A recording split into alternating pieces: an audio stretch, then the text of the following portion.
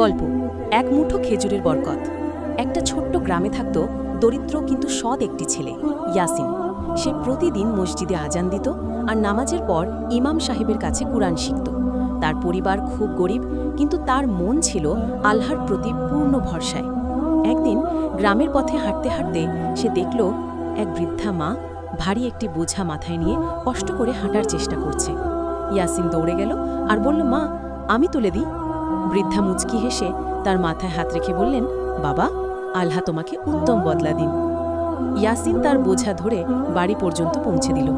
বৃদ্ধা তাকে ধন্যবাদ দিয়ে ছোট্ট থলেতে থাকা এক মুঠো খেজুর দিলেন। ইয়াসিন খুশি মনে নিল আর বলল, মা, আপনার এই দোয়া আমার জন্য অন্যতম উপহার। সেদিন মসজিদে খেজুরগুলো ভাগ করে দিল ইয়াসিন। ইমাম সাহেব হেসে বললেন, যে অন্যকে সাহায্য করে আল্লাহ তার রিজিকে বরকত দেন।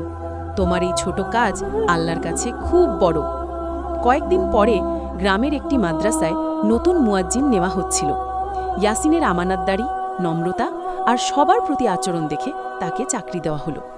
ইয়াসিন বুঝল, মানুষকে সাহায্য করলে আল্লাহ আরও ভালো দরজা খুলে দেন।